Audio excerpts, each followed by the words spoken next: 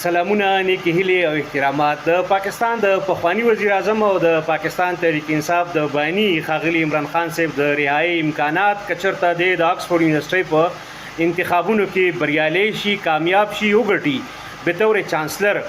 نو د رهایی څومره امکانات جوړیږي سفارتکار سوی قانوني ماهرین سوی خړومبه دا چې آکسفورد یونیورسيټي ګریجویټ دی ښاغلي عمران خان صاحب د اویایمې په لسیزه کې هلته نه په معاشیاتو کې فلسفي کې ګریجویشن کړی دی د آکسفورد یونیورسيټي نه فارغ شوی دی اوس د آکسفورد یونیورسيټي کوم انتخابونه چې کیږي کوم ټاکنې چې کیږي نو په دې کې 2.5 لکه ګریجویټس چې کوم دي هغه برخه اخیستې شي 2.5 لکه خواره واره ګریجویټس د آکسفورد یونیورسيټي په ګریجویټو کې ډېر قابل قدر خلک دي د برتانیې 15 وزرای اعظم چې دي پرایم منسټر نو دا دغه یونیورسيټي نه فارغ دي د دې نه علاوه د دنیا په نور ملکونو کې تقریبا 30 سربراهان مملکت دغه یونیورسيټي نه فارغ دي 92 کسان چې دي نو دي اولمپیک کې ګولډ میډل ګټلې دي د دې یونیورسيټي ګریجویټس او 55 کسان دا چې دي چې هغه نوبل انعام ګټلې دي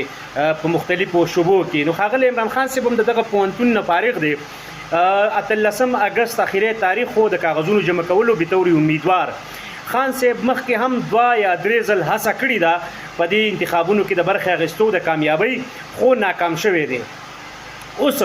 په 28 د اکتوبر به انتخابونه کیږي او دا ځل انټرېسټینګ خبره ده چې امیدوار به په لومړي ځل باندې آنلاین ووټ کولی شي وړاندې به ضروري وه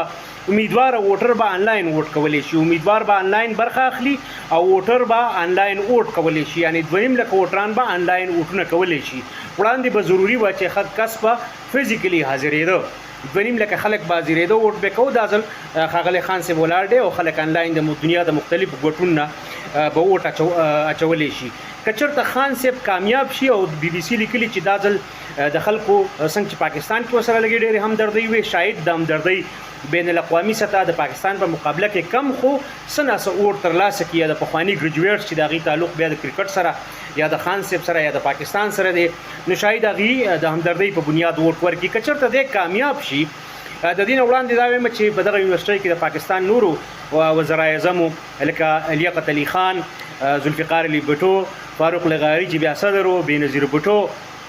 دا هم ګریجویټس دي او ښاغلی خان صاحب هم دی که چېرته کامیاب شي نو پخوانی سفارتکار شمشاد احمد خان وی چې رکاوټ پیدا کول به ډیر زیات ګرانی او دا به پاکستان ته ځکه دغه کس صرف سرمونیلی چانسلر به دې سرمونیلی علامتي به وي دی به تنخواه نه اخلي خو دی به د پروګرامونو صدارت کوي دی به د اهم ایونټس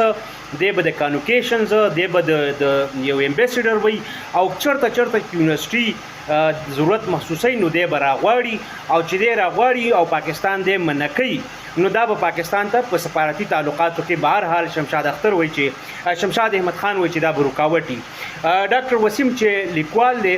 د پاکستان په سیاست کتاب هم لیکلی بي بي سي کوټ کړی دی هغه وایي چې دا یو ډېره ښه باعزته لار ده ځکه د پاکستان دپاره به سفارتي طور چانسلر د آکسفورد یونیورسيټي دا ودرول چې دي یا منع کول به ډېر ګراني دا د دغه دوو کسو رای ده چې دې کې که خان صاحب وګټي اول خو ګټلو والا خبره ده که چېرته وګټي نو بیا دا 2 کسه وایي چې د دې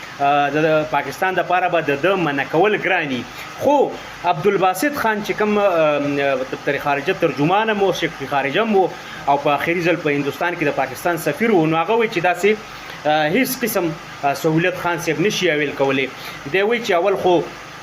کدی کامیاب شي نو آیا دی بیا بطور چانسلر یو سزا یافته کس رائټ اور رانګ په ښه وجه په بده وجه سیاسي یا غیر سیاسي وجه خو آیا داسې یو کس بیا په انتخابونو کې برخه څنګه اخلي که کامیاب شي نو بیا به دا کتی شي چې هغه کنټینیو ساتلی شي که نشي ساتلی نو عبدالباسط پخوانی سفارتکار چې اوس ریسنټلی ریټایر شوی دی هغه وایي چې دته بي بي سي لیکلي چې دته کوم سهولت نشي پیدا کېدی البته ډاکټر وسیم ما تاسو یو لیکوال دی بي بي سي لیکلي او شمشاد احمد خان بخنه غواړم هغه هم وایي چې رکاوټ به پاکستان پیدا کولی شي خدا دا چې دا به مسلې ډیپلوماټیک حساب سره جوړي اوس دا چې ښاغلي خان صاحب لپاره تاسو ته پته ده چې ملک کې بهرحال وخت نور زیات حالات خرابېږي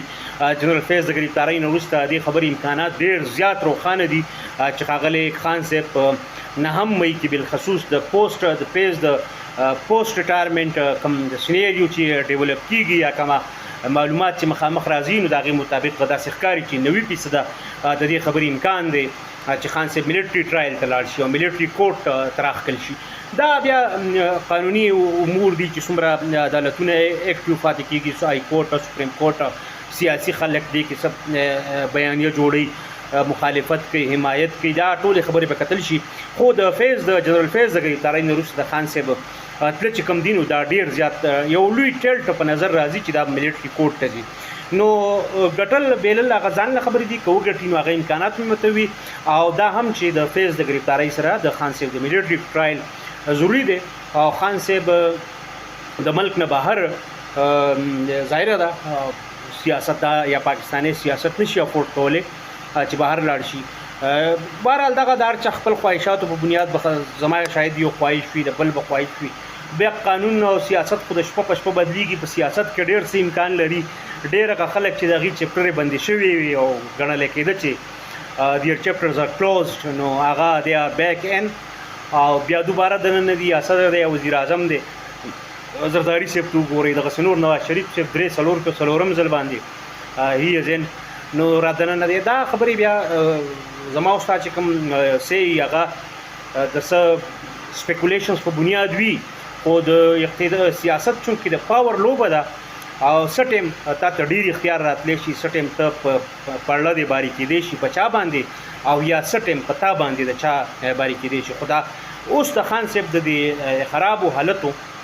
چې کومه تجزیه کوو نو دا د دې ریسنټ چې کوم ډیولپمنټس دي، پولیټیکل ډیولپمنټس، نو د هغې په بنیاد ویم چې د خان صاحب مشکلاتو کې اضافه په نظر راځي. یعنی فلحال آساني نشته، البته که څه شیز بدل شي او بیا